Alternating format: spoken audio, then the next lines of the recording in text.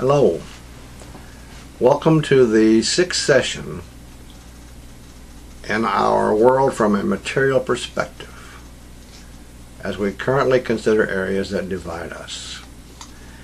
In more recent years, there has arisen another very serious area of disagreement within our society that's become more and more of a topic for heated discussion among politicians and the rest of our citizens alike.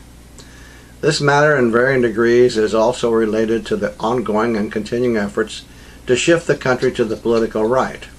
It has to do with the nation's gay and lesbian community of citizens, and is likely to be applicable to a large number of other countries also. Over a period of time, more and more people in the United States have begun to realize that those in the gay and lesbian community are also citizens of our country, and that they're being denied certain rights that as citizens they deserve to have and must receive. The Supreme Court ruling that surprised everyone near the end of the George W. Bush administration, especially given the very conservative nature of that court, has many people, mostly conservatives, still extremely upset. They believe that the natural progression will next find legal approval for same-sex marriages and the general legitimization of same-sex relationships. Excuse me. The constituency of the Christian right in America, given their beliefs regarding how such things should be, are very concerned about what they see as a continuation of moral, spiritual, and religious decay. Although I understand their concern, and I agree that in many ways, to one degree or another, the country is caught up in a period of moral and spiritual decay. However, I do not agree that this particular area of concern to them should necessarily be considered as a contributing factor to that situation, nor do I agree with the solution that many of those often described as the Christian right are proposing. They believe and propose that the country must pass a constitutional amendment that will prevent any chance of this situation continuing to move in the direction that now seems to be moving. I must ask all of you who share that belief how you would feel if you could be arrested, prosecuted, and sent to jail for having what to you is a normal, intimate relationship with your spouse. I must also ask how you would feel if your spouse had no right to be a part of your health or life insurance policy, had no right to make decisions on your behalf for medical treatment, or had none of the legal rights or recourse normally taken for granted by one's chosen partner.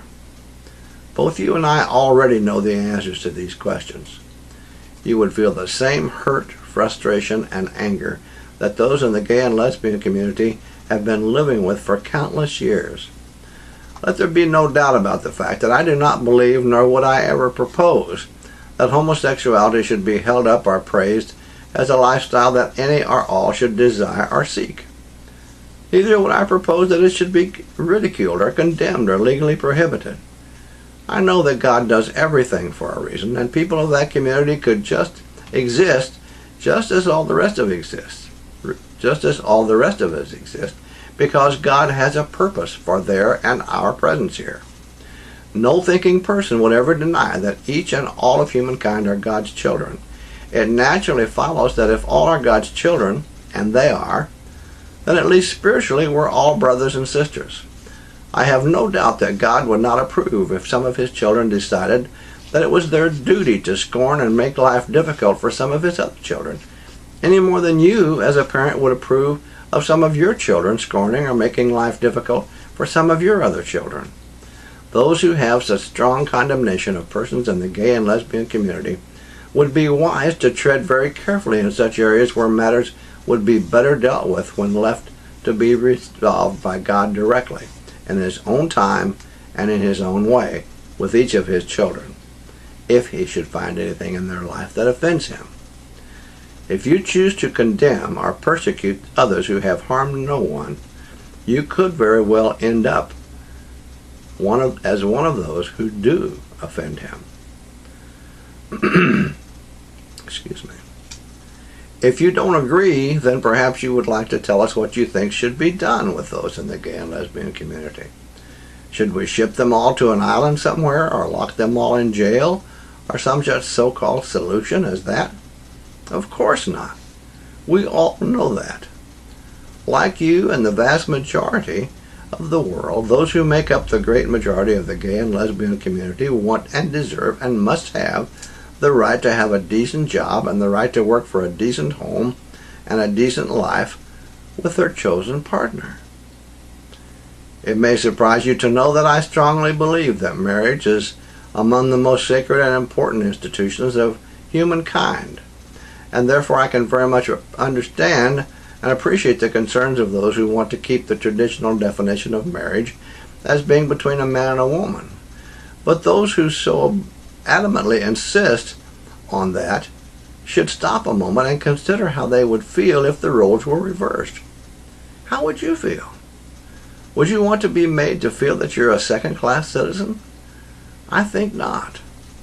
I'm not saying that marriage must be made available at this time to same-sex couples, but I do feel that it should, at the very least, be put to a national vote by the people. Put it on a national ballot and let the people decide without any of the usual advertising that tries to persuade people to vote one way or the other.